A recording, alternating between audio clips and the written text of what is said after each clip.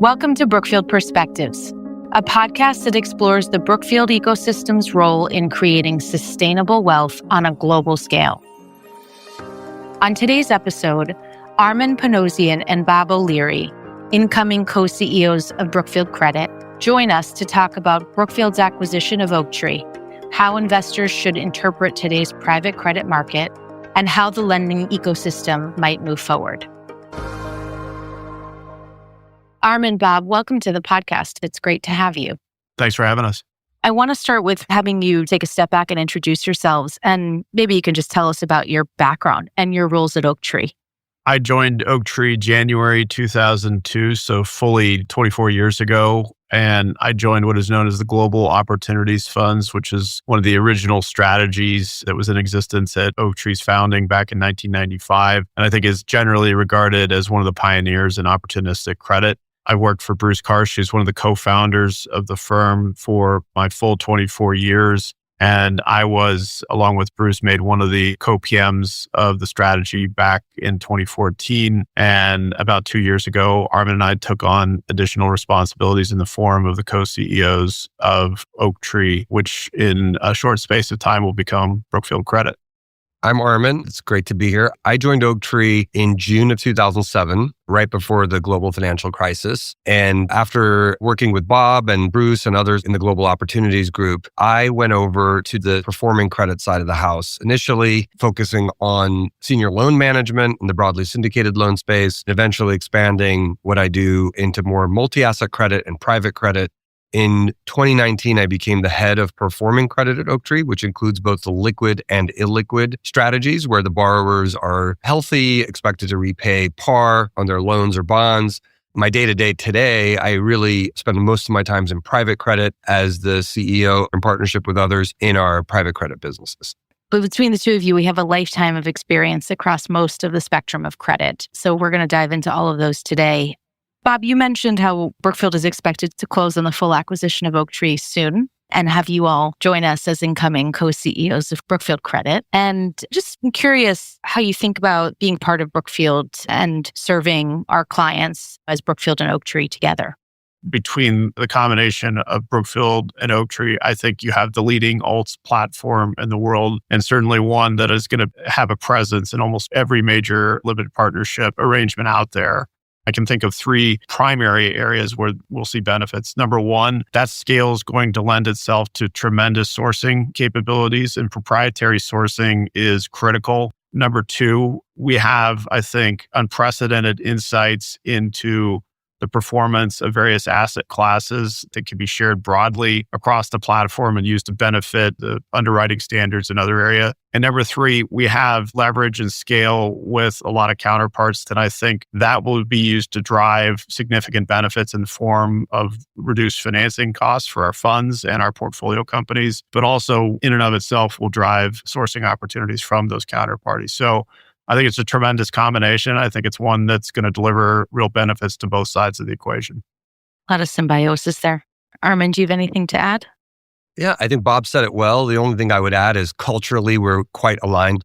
Brookfield's history as a long-standing owner of real assets. It has an owner-operator model and has been investing and owning assets and managing those assets through decades and decades of cycles. Oaktree also, long history of investing in decades and decades of cycles. Our largest single strategy is opportunistic credit and is in the business of investing more actively as the cycles turn over. And so I think the sensitivity that we have collectively as a firm is at the very, very high end in terms of understanding where we are in the cycle, how to invest through the cycle, how to manage assets through that cycle in a way that avoids bad outcomes. And it's informed by a different lens on the Oaktree side and the Brookfield side. But those two lenses are quite aligned in that they're both informed by the ability and the history of managing through those cycles. Yeah, that's a great jumping off point because perspective and experience, given the cycle we are in currently, is a really important thing to draw on. There's obviously a lot going on in the market today. You all are really on the forefront of this. Given the headlines about what's happening in private credit and some of the stresses potentially on the system,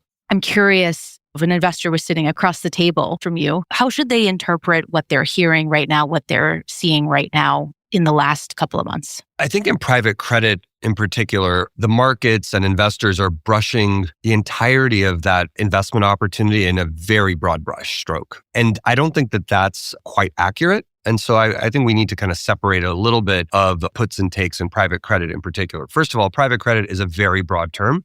Corporate direct lending is the largest, most active part of private credit, but it is not the entirety of it. Private credit also includes asset-backed finance and capital solutions of different types and non-sponsored lending that are quite nuanced and sourcing and origination, as well as underwriting discipline and due diligence before the investment and post-investment management. Those are all very critical aspects to private credit generally. But I think right now the headlines really focus on corporate direct lending, specifically to private equity sponsored owned businesses. And the headlines would suggest that it's all bad or that all managers are engaging in some level of bad behavior, possibly, when I think that that's not really true. It is a good asset class in that there is a level of diligence and relationships built over many years, and in fact, over a few decades in some cases, between lenders and private equity firms or borrowers broadly. And most of the asset class is actually appropriately structured and appropriately protected. But there is a difference in vintage, however, that has emerged in recent years. And the line could be drawn in 2022. If you look at pre-2022, rates were ultra low or near zero, and they had been for many years, almost a decade. We had certain types of businesses that were beloved, software being at the top of that list. One, during COVID, during the pandemic and the work from home environment, companies and individuals needed more software, not less software. And as a result, valuation multiples in the publicly traded markets went through the roof. Second, because of the growth in software-related revenues, private equity firms really loved that particular sector because they were able to deploy big dollars into big businesses that were growing at very high rates on the revenue line. And so there was a tremendous amount of LBO activity, which meant there was also a tremendous amount of credit needs or lending activity. And again, rates were really low, spreads were compressing, and that seemed like a safe place to invest, even as a lender, because a private equity sponsor would routinely write a 60 or 70 or even 75% equity check. So the loan to values, the LTVs, were 25 or 30%. And so as a lender, you start feeling really good about how much equity cushion you have beneath you in the form of real cash equity from a well-heeled sponsor writing a multi-billion-dollar check. Now, what happened after 2022? Well, in November of 2022 is when ChatGPT was launched. And all of a sudden, private equity sponsors and lenders said, whoa, this AI thing could be real. So what does that mean for all these software LBOs that we were part of over the last 2, 3, 4, 5, 6 years? And the due diligence that was done started to change. Now, prior to 2022, a lot of lenders and private equity sponsors said software is not one industry, it's dozens of industries. Right. You really need to look through the software company to see who the end market is. Are the users of that software industrial companies? Are they consumer companies? Are they large enterprises? Are they Europe focused? So there was a second order level of diligence that a lot of investors thought was necessary to differentiate one software investment from the other. But after ChatGPT, generally after the consideration of agentic AI, it became clear that AI can be a correlating factor for a lot of software as a service companies, meaning that it lowers the bar across the board for new software entrants to compete for that legacy business. In addition to software being a meaningful change in 2022, the other change were rates. Because in 2022, that's when it became clear that inflation post-COVID was not temporary, it was persistent, and that rates suddenly had to go up 500 basis points. And those capital structures put in place prior to 2022 never contemplated a 500 basis point increase in rates and the cash flow impact it would have on those businesses. So the combination of rates plus software overhang have really thrown a big wrench into both private equity sponsor investment theses, as well as some private credit portfolios that became overweighted in software, thinking that the individual investments were not correlated with one another. Yeah, and I hear a couple of before and after scenarios in what you just described. One is pre-COVID and post-COVID, which many people probably would divide their lives very distinctly. But the other one is also pre-AI for the masses, let's say, and post. And I'm wondering, just specifically because leveraged software has been such an area of focus in this private credit conversation, how has it changed how you evaluate software investments? If you look over 40 years, which is really the space of time that software has become the ascendant industry vertical in the private credit space, there are three things that drove that ascendancy. Number one, there's a scarcity premium. Historically, it's been hard to find people to program the software and you had to pay them a lot to do it. Number two, there's network effects. And number three, you have a situation where you have switching costs that can be quite extreme once somebody gets their software locked in. Taking it to another system can be incredibly disruptive. Right. The advent of artificial intelligence has completely mooted the scarcity premium associated with software, because now you have situations where a small collection of people can develop disruptor technologies in a very short space of time. We will see in the next 5 years a single employee unicorn, a unicorn that's developed by an individual just sitting on one of the generative AI LLMs and putting it together. And that means that scarcity premium has gone essentially to zero, which is very disruptive. So the other force that's happened is, as Armen points out, this has been a darling of both the public and private credit sectors. It has been a incredibly reliable, stable source of cash flows that you can underwrite to a high degree of comfort. And that's all been disrupted. And like a lot of areas, when you have a good thing, the financing industry takes it too far. And that's what happened. And with a lot of these software platforms, they got levered up. They fired all the engineers, they fired the customer service reps, and it made those franchises very susceptible to disruption. So on one hand, you have that scarcity premium going to zero and a lot of disruptors being created. On another hand, you have these software franchises in a very tenuous state, and that's a pretty combustible mix, especially for credit underwriters who are used to stability. So I think we're all evaluating software right now as to what exactly is a durable competitive advantage.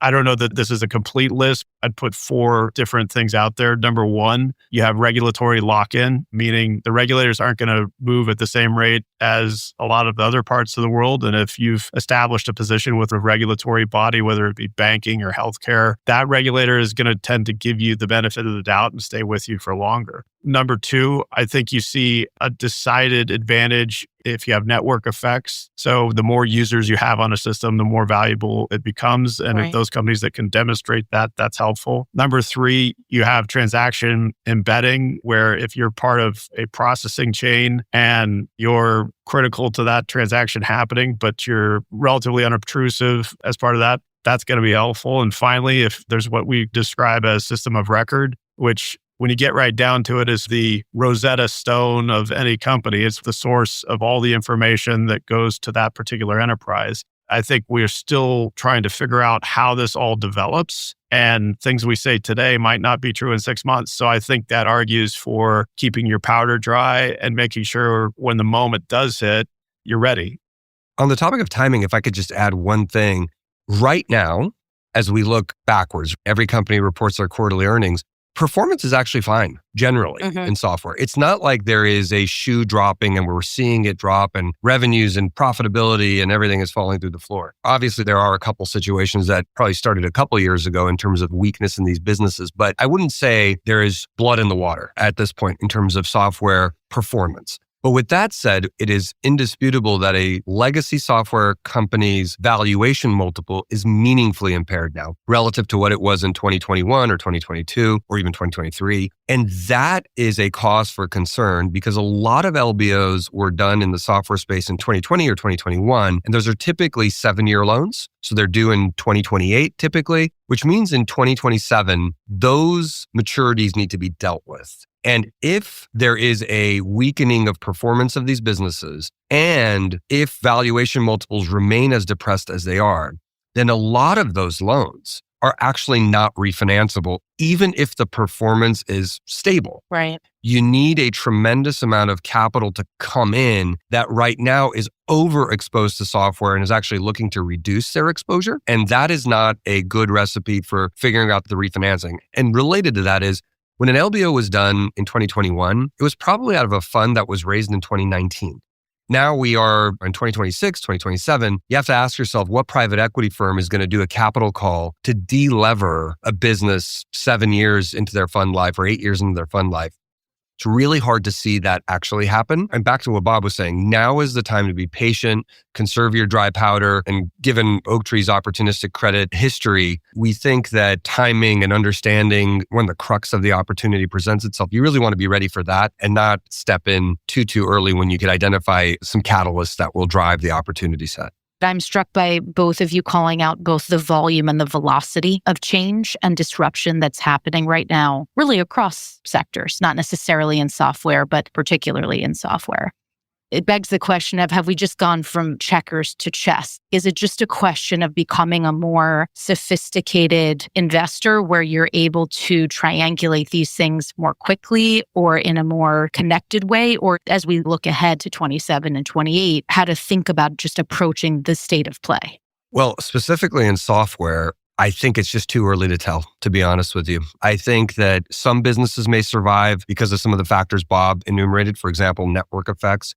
I could tell you every large software as a service company has a very closed domain with respect to sharing its information in an open format. Right. And it's because the insights that are developed from 20, 30 years of being in business in the software space are now an asset, a very considerable asset for these legacy software businesses. And if they overlay their own AI models to their information that has been accumulated over their own history, then they could possibly survive.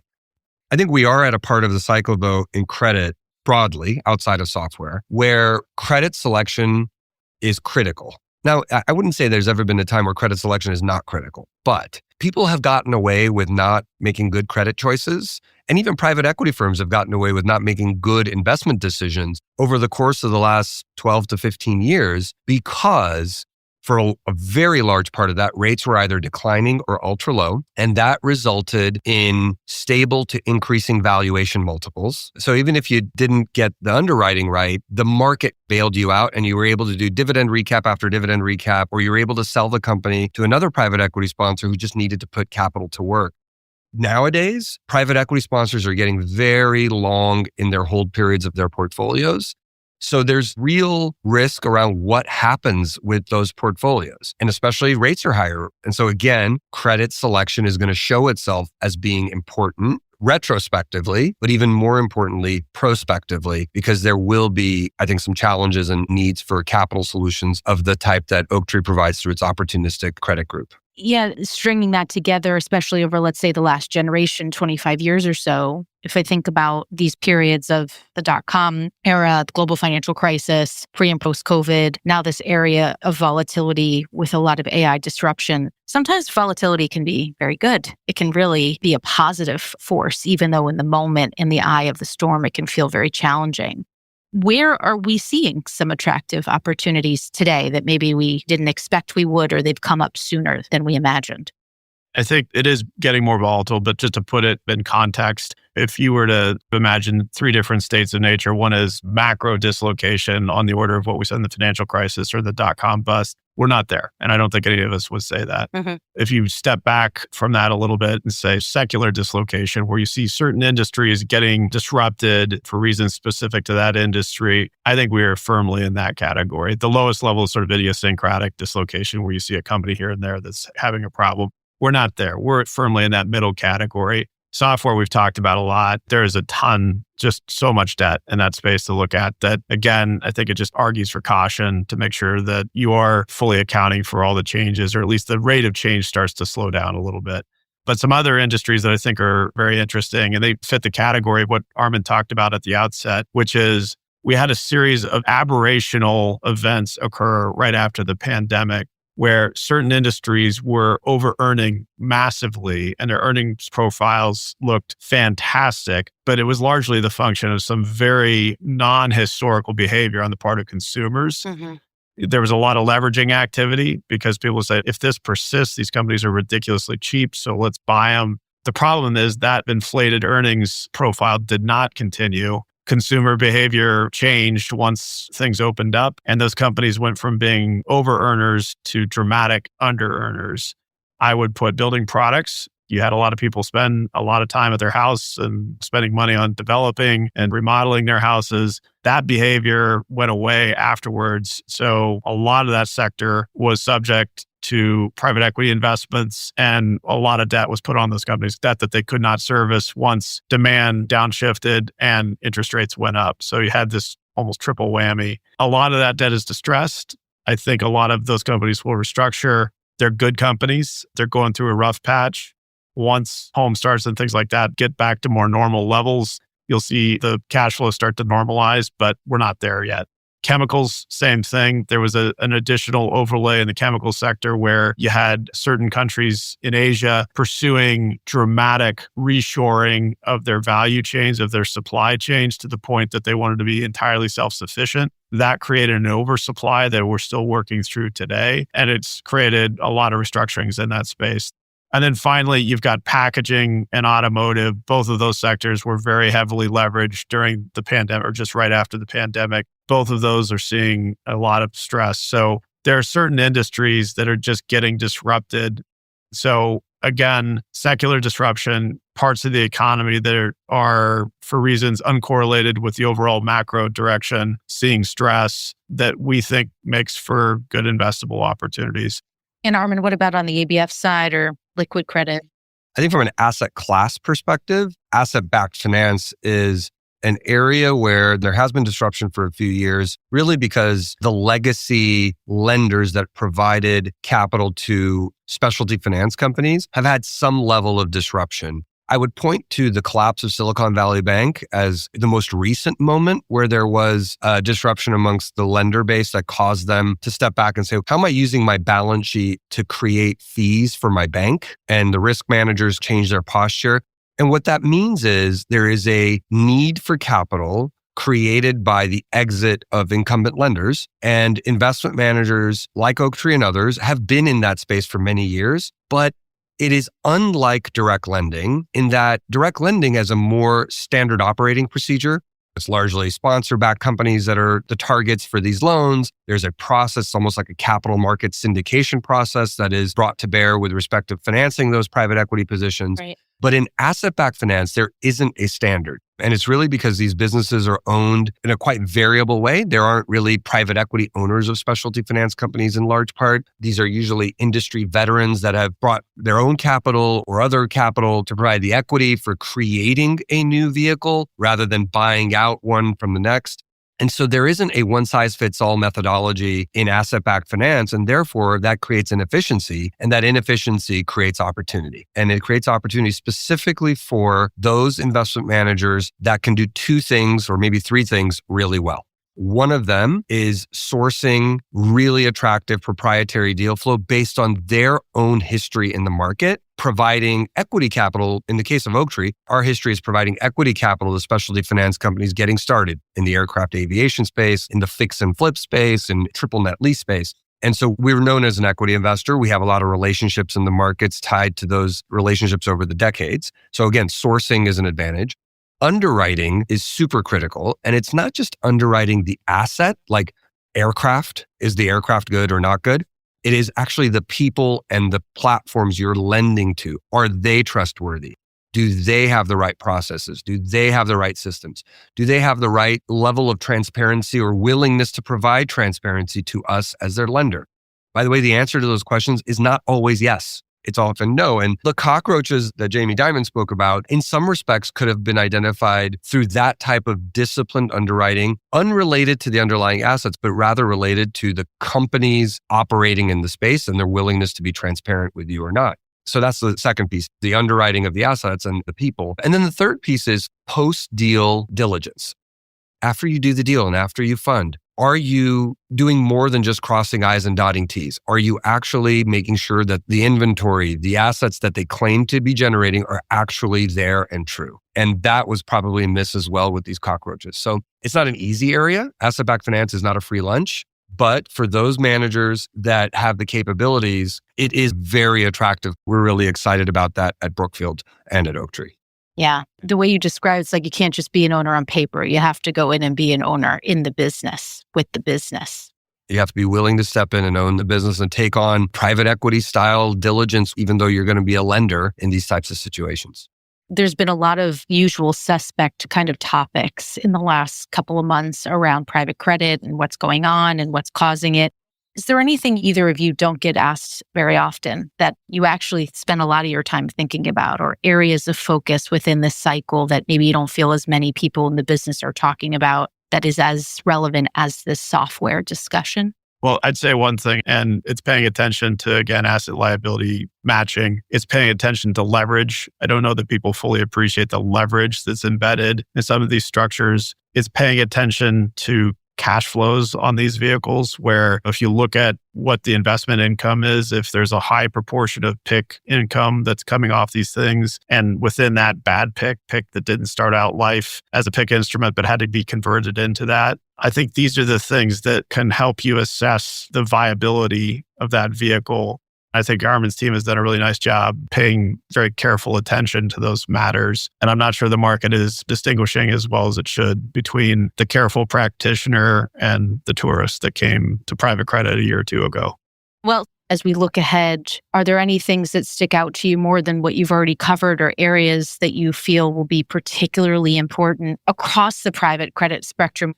Yeah, I think the only thing I would just add is we're talking a lot about what could go wrong on the asset side. And Bob alluded to this in his comment, which is there's a liability side to these vehicles. One of the liabilities is the leverage provided by banks. And the banks have different types of leverage vehicles that they do provide. Some are very short, some are a little bit longer. But in every case, they are shorter than the final maturity of these loans. And I think that that is going to be an area to watch.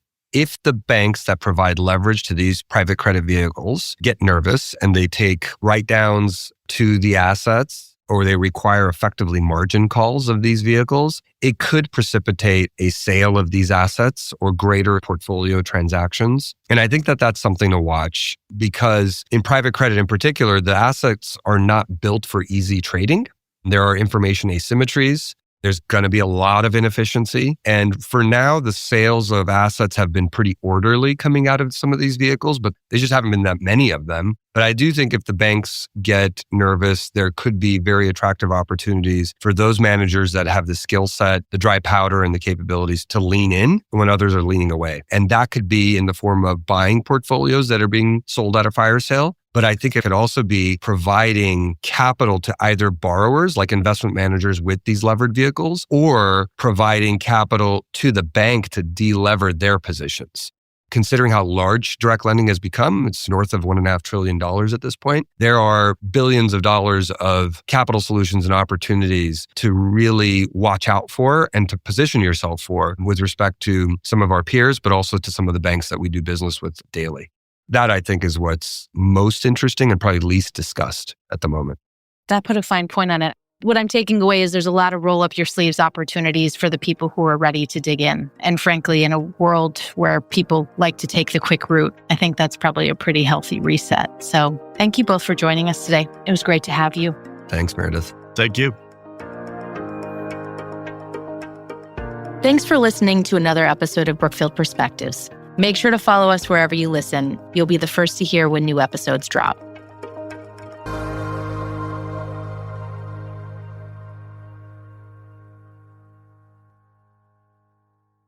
This podcast is for educational and informational purposes only and does not constitute an offer to sell or a solicitation of an offer to buy any securities or related financial instruments offered or sponsored by Brookfield.